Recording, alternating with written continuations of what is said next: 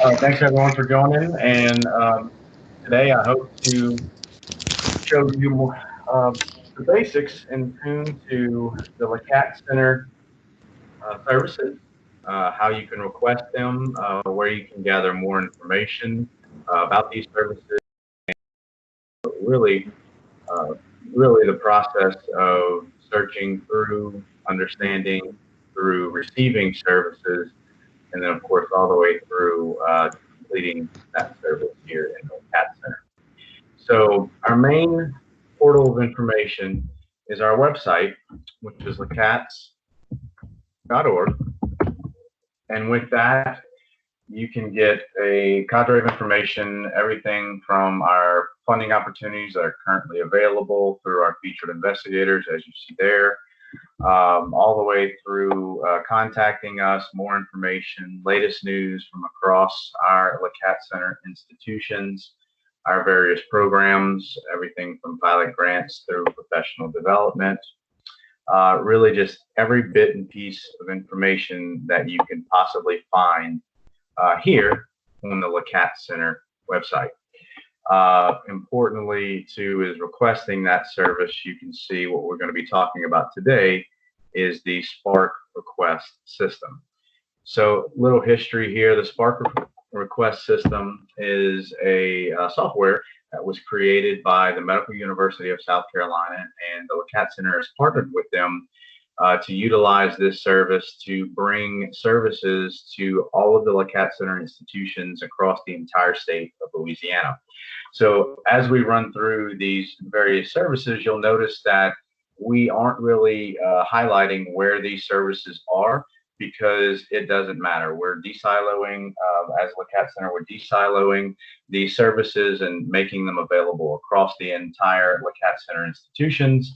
So if you're located in Shreveport, for example, and you need biostatistical help, or you're doing a multi-site trial that requires a CTU across the state, you now can come here, you can find them, you can reach out to them, you could request these services across the entire state without having to jump through tons of hoops and contacting individuals in many different ways. This is your one-stop shop for services that the CaTS Center offers to all members and all institutions across our network. So as we talk about services, what you see here, and I should point out, sparc.lacats.org. That is the website here. You can get to it, as I pointed out, from our website here. You can get to it by directly typing in sparc.lacats.org into your URL, and you should reach us. And as you see here, this is our homepage. So one thing to note, I'll be covering how to request if you don't already have a username, how you will be able to see your services, your requests throughout the process, how you'll be able to update your information on a project or on your profile, and understand that the CaTS Center really leverages this information to the NIH, who is our CaTS Center funder, and utilizes this information to show how we're servicing individuals and researchers across the entire state. So the information that's gathered here is extremely important, and we appreciate whenever you request these services, that as you provide us this information, that it is vital and important to us. And it's also important to the service providers as they understand the projects and the needs that you'll need as you move forward. So as you run here to sparc.lacats.org, you'll see on the left side here, you'll see the service catalog. So I will note that all of the services that are listed here are services that are offered by the CaTS Center. That doesn't mean that LSU HSC Shreveport or Pennington only offers these services. It just means that these services are a CaTS Center service. And that is what the CaTS Center offers to the investigators at typically no charge. There are some services like the CTUs that inside the CTU, there are some things that that do cost money. in addition to what your project may already have. But in terms of, say, biostatistical services or biomedical informatics, the CaTS Center offers the majority of these services at no charge. So keep that in mind as you're requesting. And if you don't see something that's here as far as a service goes, I will talk you through how to utilize your navigation services. Actually, I see Megan is on the line, so she's a great resource as our navigator here in the CaTS Center. And even if you see a service here and you have questions or you're not sure if you need that, or you're not sure what that service is in terms of your project, I will show you how to request navigation services, and Megan and the navigators will definitely 100% be able to help you through this process or through an understanding and many different processes that you may encounter. So with that, I do want to touch on at a high level, number one, each one of the services that you see listed here, but also for you when you come back to SPARC, how you can dive in and do a deeper dig on these particular services and what they offer. But I will say this: if you have a question, either go to the navigator or reach out to the Biomedical Informatics Core or the Biostats Core or the Ethics and Regulatory Core, and really have that conversation with them about what. That I'll dive right in. So with our Biomedical Informatics services, what we generally offer here is exactly that: biomedical informatics services ranging from your medical and clinical informatics over to bioinformatics. And as you click on these, they will expand. It'll give you some information. You'll be able to click on the BMI services, show a little more detail here. But the deeper dive that I mentioned earlier is for more information. Each core will have this link here, and what it does, it actually brings you over to our website and on the individual course page. So this is that deeper dive where you can look into a little bit more without actually speaking to each core. You can do a little reading, a little homework on what it is that the particular core that you're after or interested in can offer, or what they're here to provide. And from that, you can definitely do a little more research on each one. So, of course, that is, each one of these cores will have that link, and of course, it expands and contracts if you click on it. So, jumping down, so biomedical informatics, biostatistics, and epidemiology. Our biostats core transcend multiple institutions. I should bring that up too with our biomedical informatics services.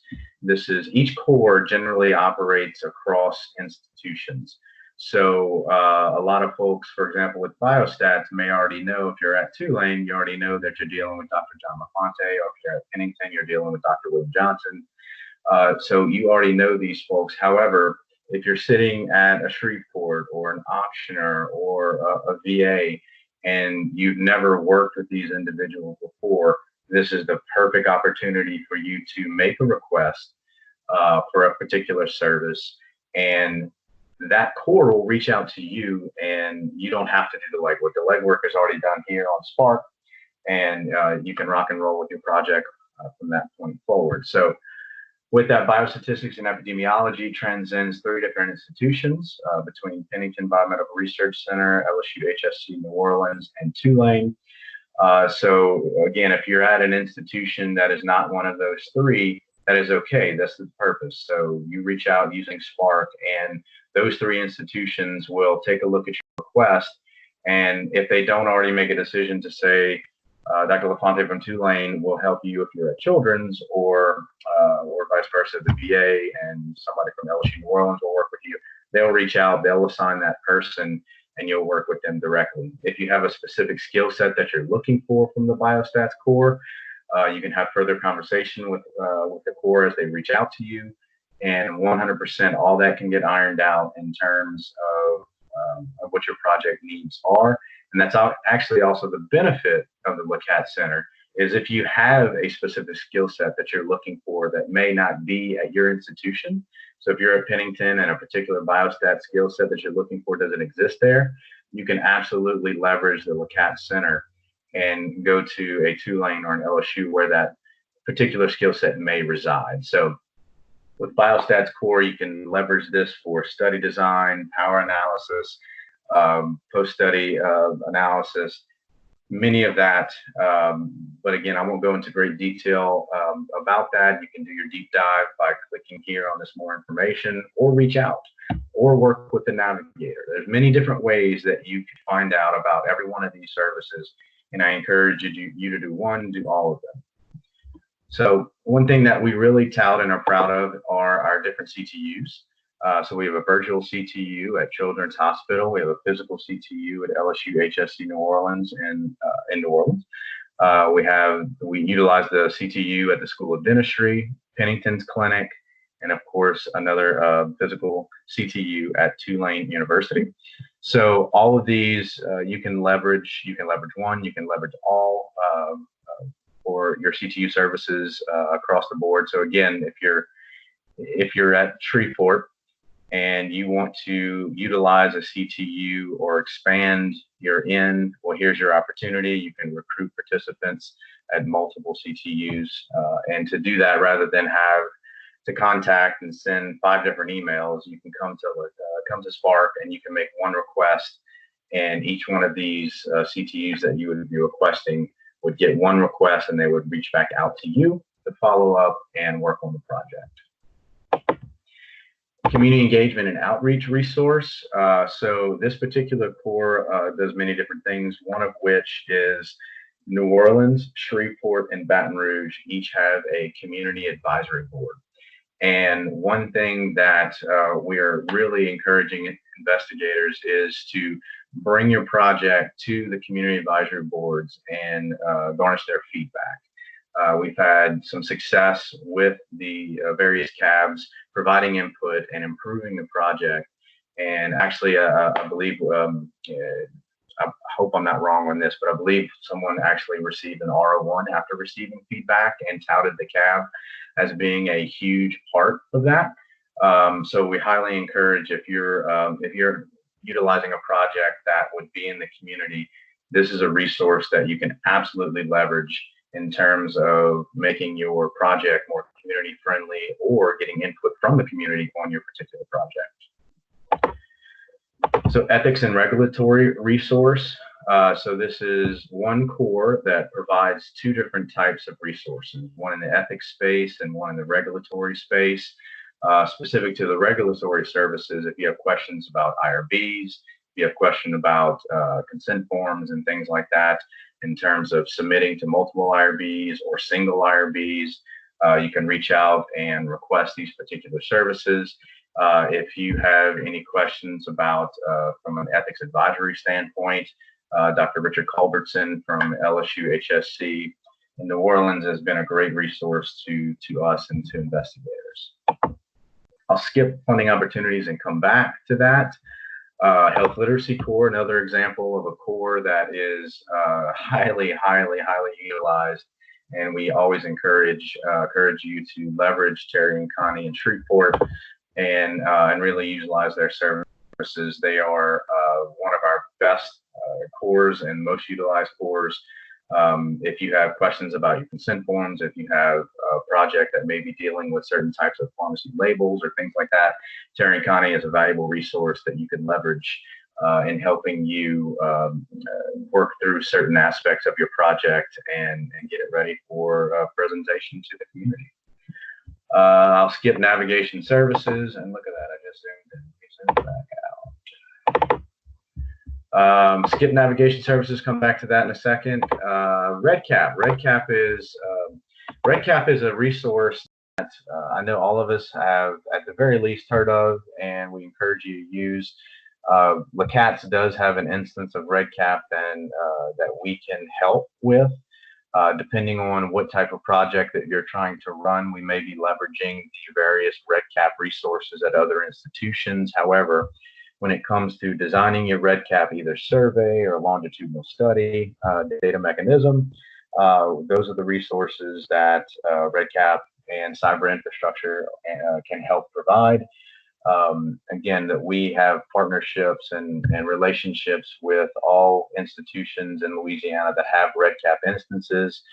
And for example, we recently helped an investigator develop a Redcap survey, and then we were able to drop that into the instance at their particular institution and leverage and utilize that. So we were not able to host that particular Redcap survey because it involves certain PHI, and because it's cross-institutional, we couldn't necessarily host it. However, it was extremely easy for us to help that investigator design and develop that Redcap survey and simply hand it off to that institution, implement it, and utilize that for their services. So definitely something that you should leverage in that regard.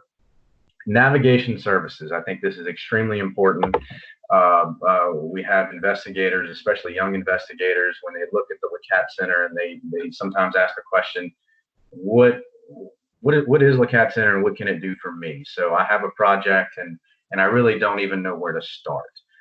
Whether it's you don't know where to start on your project, or you don't know where to start on navigating through the entire LCAT Center, the service space, or funding, or pretty much anything as it pertains to the LCAT Center.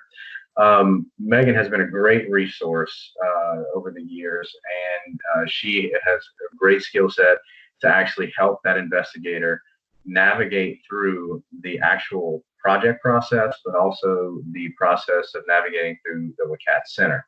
So with her and her relationships across the board, if there is a person or a particular service that you may need, she knows how to get in touch, and she knows how to navigate through that and recognize those things that you may need, and basically put the parts together, take that puzzle and start to put it together, and really help you along and help you put the pieces together to whether it's designing the project, or whether your project is designed and now you need help implementing it, so on and so forth. These navigation services with Megan are great. We highly recommend them. Megan's going to kill me, but I think they're underutilized. I think we really need to leverage her expertise and really rock and roll with that. So sorry, Megan, for that plug, but I really think navigation services is an important piece that really for the young investigator can be utilized and leveraged heavily. Okay, funding opportunities.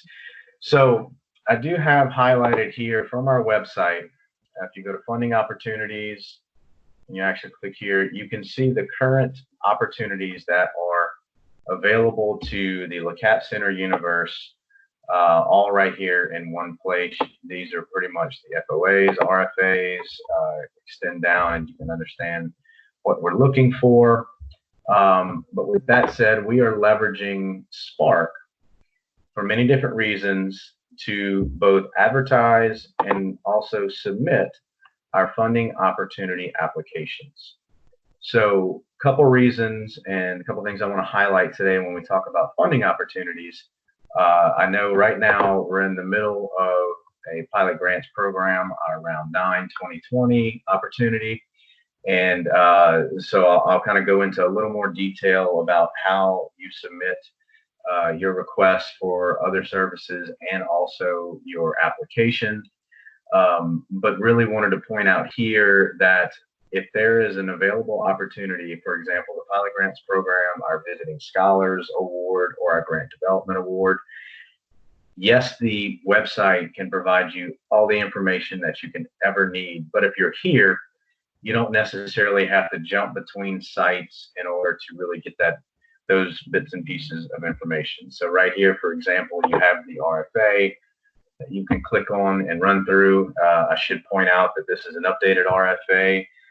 As of this morning, that is now, we have pushed the full application deadline back to April 30th from April 13th. So for those who are submitting for this full application, if you haven't gotten the email, there you go. We did push that deadline back due to recent circumstances. But you could also garnish a little more information about the particular opportunity here with another opportunity to click on the RFA here. Same with these visiting scholars.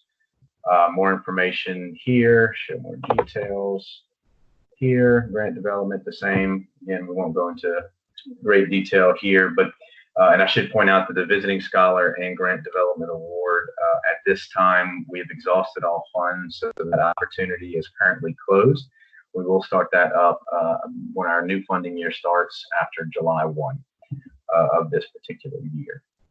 So now that we've talked about all of the services that are listed, how you can click through and learn a little bit more about each service, how each service you'll be able to click on the various links inside and bring you over to a more in-depth look at our CaTS Center website.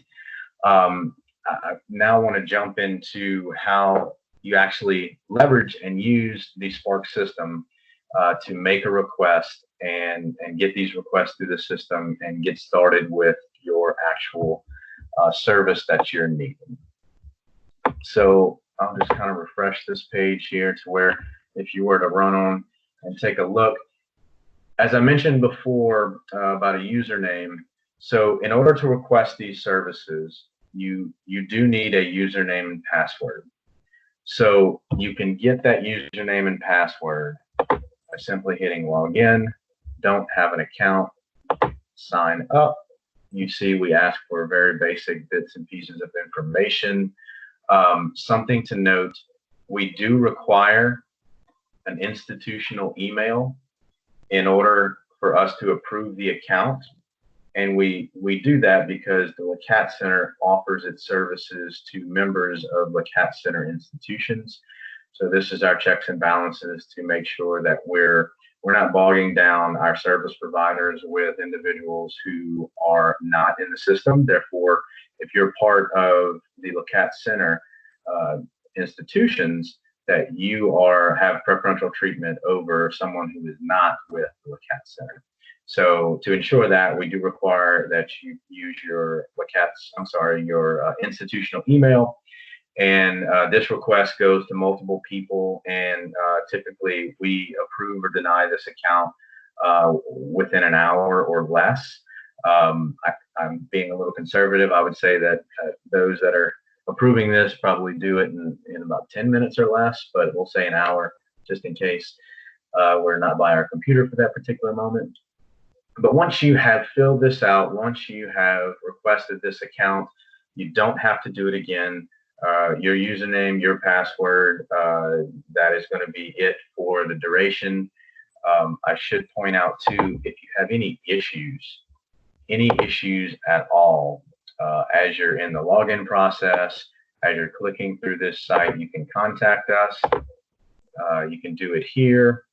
You can contact us, and I'll put it up later, but it'll be sparc.support@lacats.org. That directly goes, again, multiple people get these emails, so response back to you should be extremely quick. With that said, once your account is approved, log in, you should see a few things. And if I can type. Okay. So what you'll notice is a couple things on this ribbon here once you've logged in. Originally, all you had was SPARC request, and now you have a dashboard, and you can also click on your name here to edit your profile. So I will point out that, so again, from the information that we originally asked you, we tried to make it as minimal as possible as not to bog you down. So once you're here, we do ask questions that are relevant to our reporting in the CaTS Center. So if you ever have questions about why we're asking certain things, there are certain things that we do report on back to the NIH. For example, have you ever been awarded an R01 or equivalent as PI? So this question specifically speaks to the definition of a junior investigator. So if you've received an R01 or equivalent, we don't count you as a junior investigator. Or if you're affiliated with the COBRI, INBRI, or the RCMI at Xavier, we get asked a question, are we utilizing and working with individuals across our COBRI, INBRI, and RCMIs. So again, I don't need to go into the vast detail on all of the information that we collect, but these information are relevant, and we do appreciate whenever you give us that. I see a question, Dr. Singh. I've recently used SPARC to request a consult related to my CATS grant application. Do I need to link this request? I'm not seeing the rest of it. Brian, I clicked on it. I can read it. Do I need to link this request with my grant application, or can the grant submission be a new request? Actually, that's a great question. And as we run through, I'll definitely show you how that's going to work. So let's see, do I need to link this request with my grant application? Can the grant submission be a new request? So if you've already made the request, and we'll jump into this in a little bit, but if you've already made the request, you can go back, and actually the next thing I was going to talk about was your dashboard. And actually, this is a perfect example. So if you've already made a request, for example, if you have one requirement for your pilot grant is to consult with the biostatistical core. So if you have come on the SPARC, you've created this project and you've made a biostatistical request, a consultation request for the biostats core. And that is either in process or it's occurring. You do not need to make a new request for your grant application. You can simply come to your dashboard, take a look at the particular project. In this case, we'll utilize test 1. And from here, you can actually add services from here. So if funding opportunities were not here, you can add services. It'll bring you back to the home page. You will add this funding opportunity or any other request that you may want to add to this, and it will just simply tag on these requests to your already existing project. So no, you do not need to create a brand new request just for your grant submission. You will go ahead and add that here, and that'll be it, and you'll be done. So and to note too, Dr. Singh, when you add your application, so your application is actually going to be a single PDF. Same thing when we talk about an existing request where you're tagging on funding and things like that. You would simply come to your dashboard, you would click this particular project, and you would add your document. You wouldn't have to create anything else, anything new.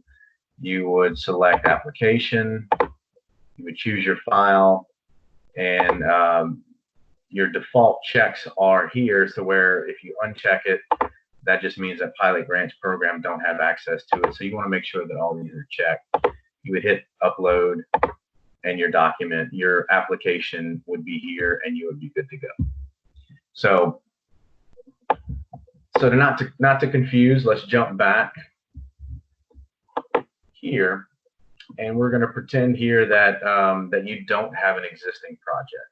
That whether you have 0 projects, this is your first time in SPARC, or this is your 100th time in SPARC, but this is a new project. No matter what, you kind of start here. So when I mentioned going to your dashboard and clicking add services, it brings you back here. So the process on adding a particular service, whether it's to a new project or whether it's to an existing project, it all comes from right here on this home page. And you'll see as we add, things will pop up in your shopping cart here. And there we are, zooming again. If you had an existing project and you hit add services from your dashboard, you would already see your existing services residing in this shopping cart as well. But let's go ahead and, and let me point this out too. Let's just go ahead and add our pilot grants program. You would hit add. This would be a new project.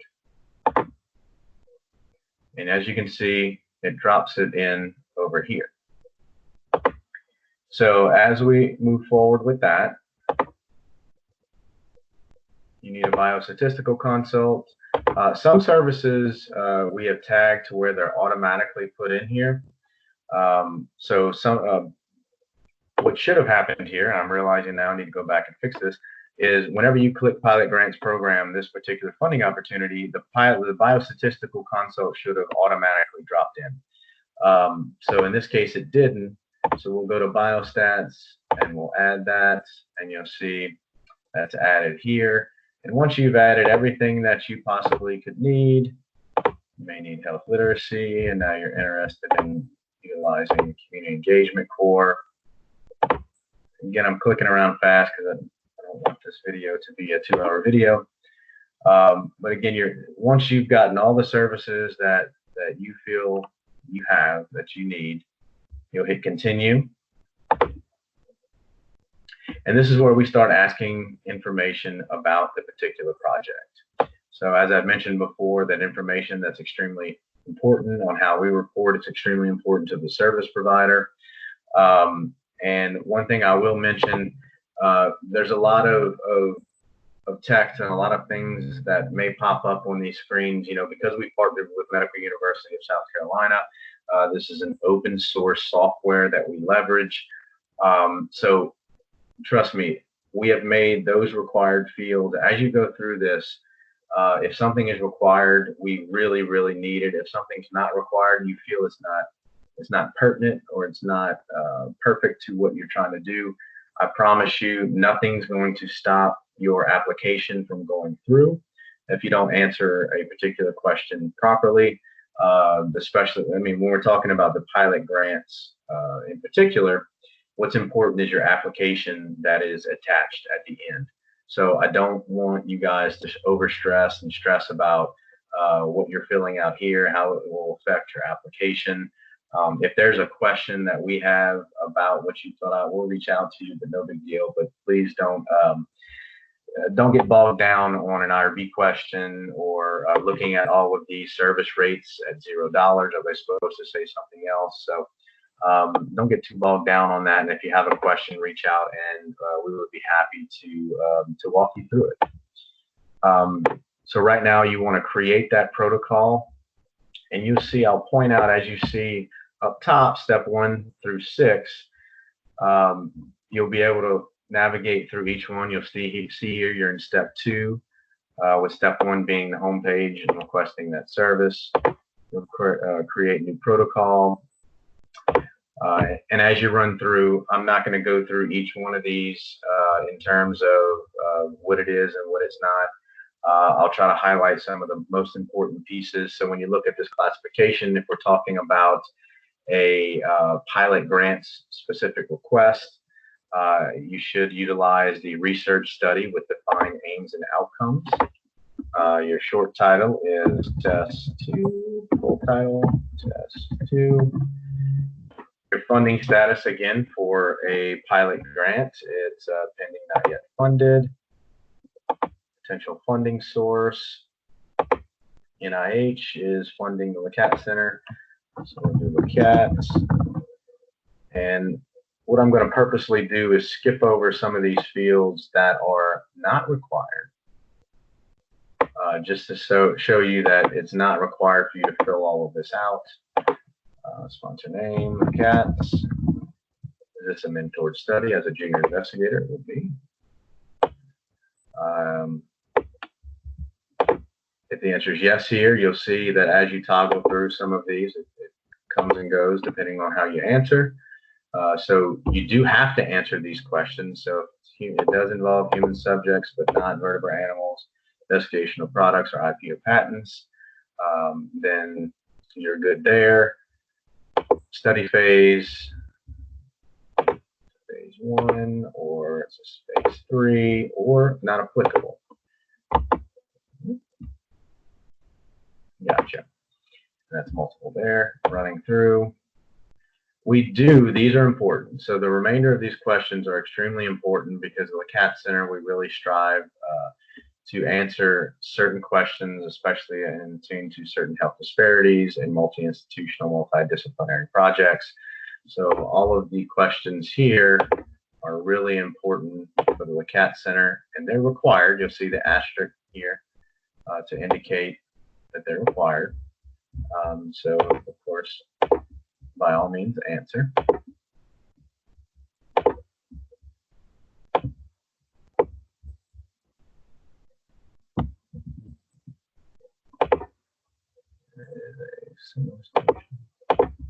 All right, you're going to hit save. To move through the steps, you definitely need to hit save.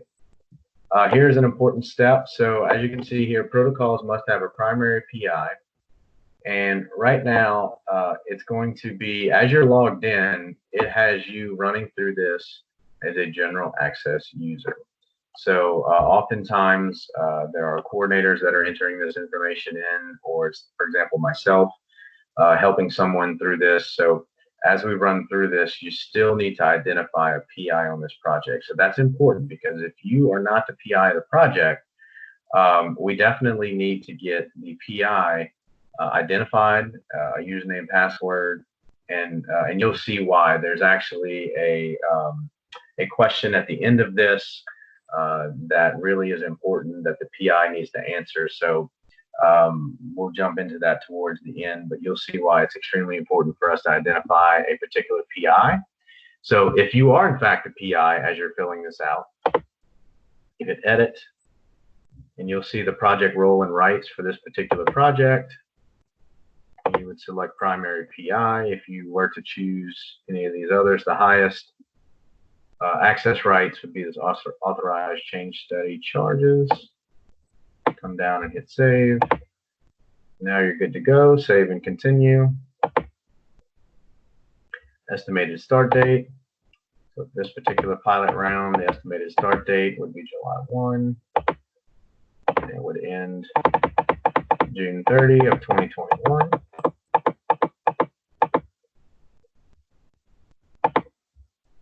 Okay, save and continue.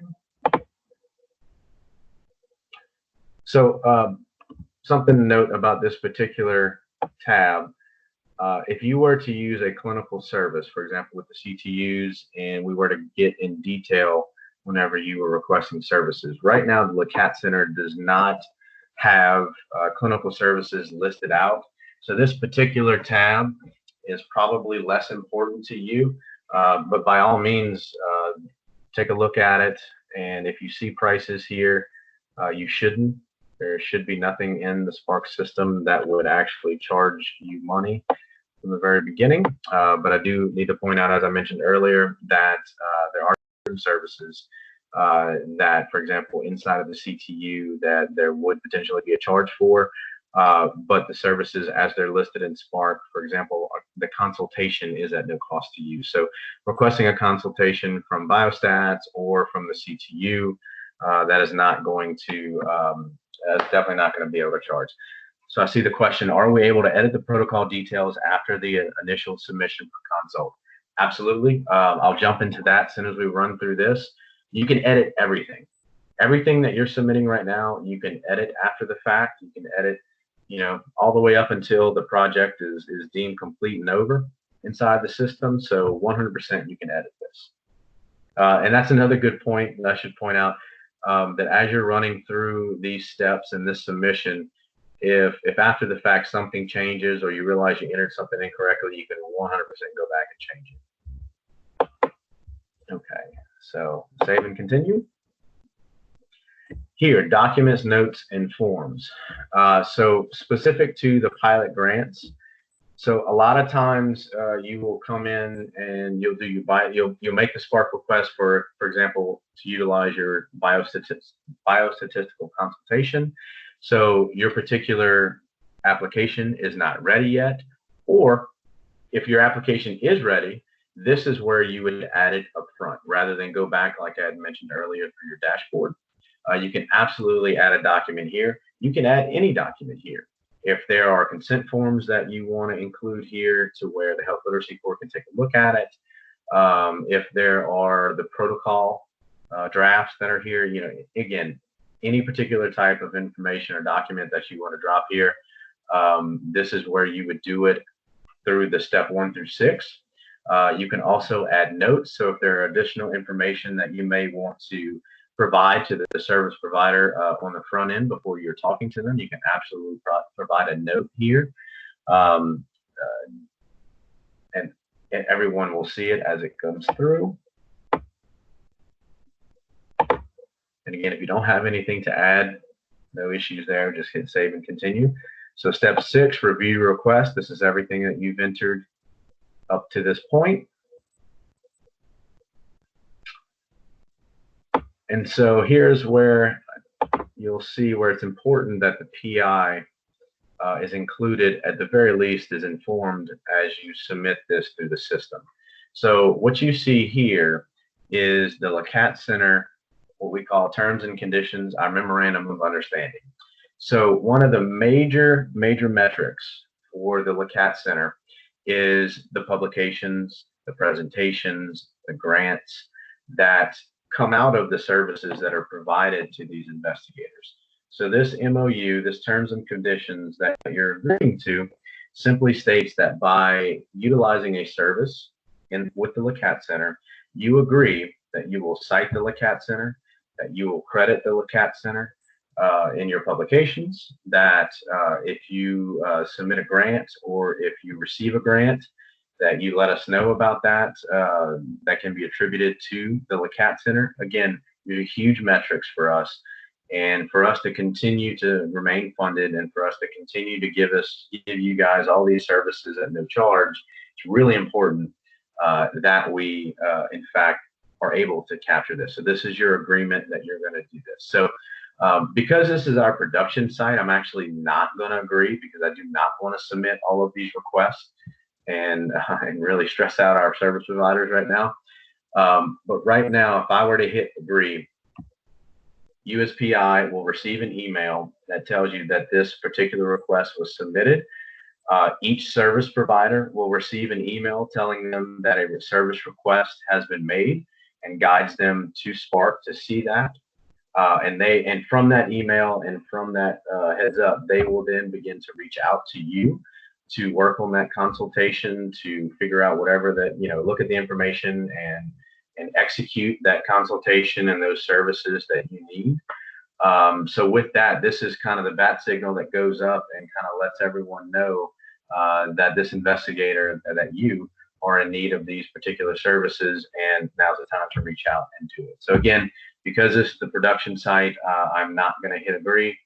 And I would have utilized our test site, but actually Ying Wu, our developer, is right now doing a lot of work on just updating and such from the MUSC side. So some things would have looked a little bit different, and I did not want to confuse. So we will run back, and Dr. Singh, I'll go ahead and show you how that's done. So once you hit agree, once you receive those emails, and once all that's done, you will 100% see your project here. So actually this one isn't submitted, and you'll see that everything is in draft form.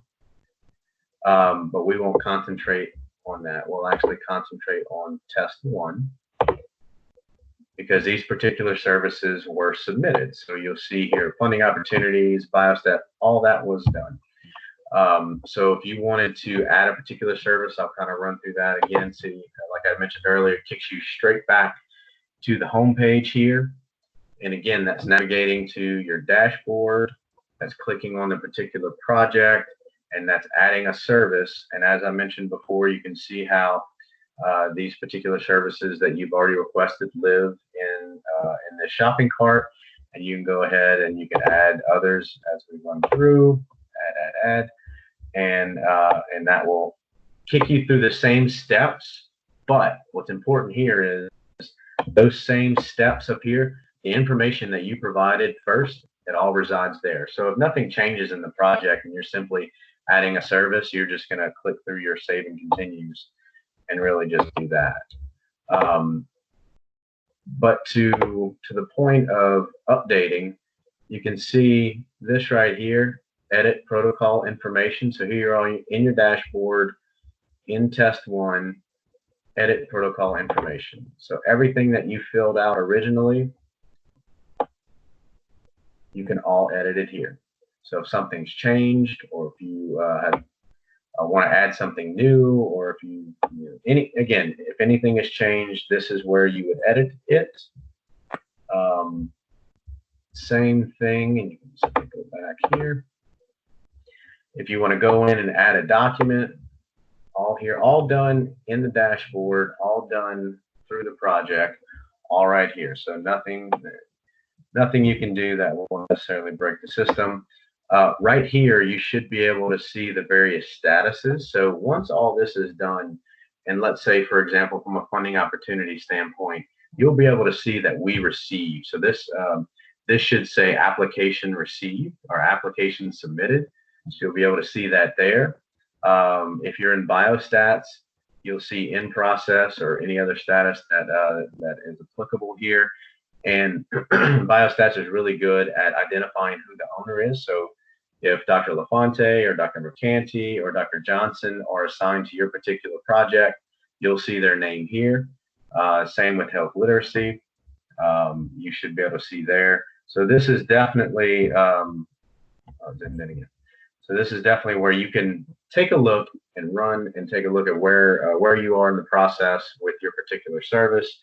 But with that said, other than coming back here and looking at the status and seeing where you stand with things or adding documents, you could, depending on what the service provider wants to do, this could be your document repository. This could be how you communicate all through SPARC. But once you make this request, those service providers should be reaching out to you. So you shouldn't have to come back to SPARC to reach out to these individuals. If you have not received correspondence with a service provider within, say, 5 to 7 business days, please reach out to us and let us know that you haven't heard from them, and we will gladly reach out and see where we stand with that. Let's see statuses. I think that is going to be SPARC as a whole. Again, once you log in, run to your dashboard, you can see your available projects. And for example, with test 2, and you're in draft status, to go ahead and submit these now. So Dr. Singh, for example, if you've created something and did exactly what I did, which is you never hit submit, you never agreed, or you stopped halfway through and you come back and it's in draft status, all you have to do is add services, modify request, hit continue, run through the whole process that we talked through here, and actually hit submit, and everything will be submitted. I can't stress enough, if you're having questions or issues with SPARC, reach out, sparc.support@lacats.org. We can see where these projects are in the system. If you're having difficulties actually submitting the project, please give us a call, give us an email. We'll gladly help you, walk you through it. Click a button that if something that you're very confused about, we can do that. In general, about our services, please leverage our navigation services. I think that really is something that would help, especially for the pilot grants that are curious about what services could be utilized for their particular projects. Right now, I think we have tons of services that can be utilized, and right here in SPARC is your one-stop shop to see them all. So come here, come shop around LaCat Center. If you have questions, reach out, whether it's the navigator, whether it's through info@lacats.org, or if you need help with SPARC, sparc.support@lacats.org. Reach out. It's better for you to reach out and ask rather than sit here and try to figure it out if you're stuck. Let us help. We can run through it with you and get you to your project and get things done a lot faster. So I hope this was useful. I've seen a few questions, and I hope I've answered them in the chat. If there are other questions, I'd be happy to answer them, whether now or in the future. You can reach me at Brian, BRIAN, Melancon, MELANCON, at pbrc.edu. That's brian.melancon@pbrc.edu. Or pretty much any of the other emails that I gave, info@lacats.org, sparc.support@lacats.org. I have connection to each one of those, plus many others inside of LaCat Center that can help you, point you in the right direction. We can get you in touch with Megan, the navigator, pretty much anything you need, we can handle. So let us know. And if you have questions, please do not hesitate. So I'll open it up and see if there are any questions.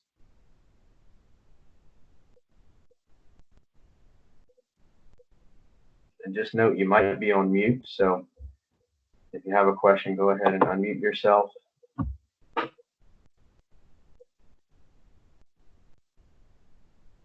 Sounds like I did such a good job. No questions are needed. I like it. I think you're right, Brian. There's no new questions in the chat session.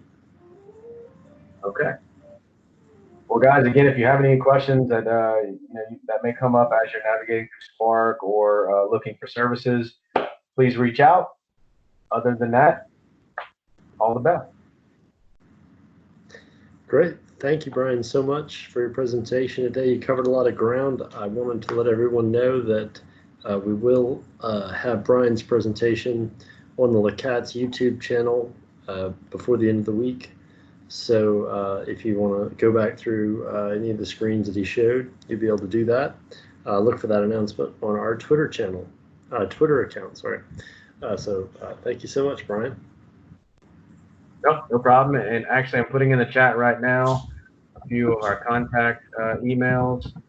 Feel free to reach out to any one of them, and we'll definitely get you in the right direction. Great. Great. Thanks, David.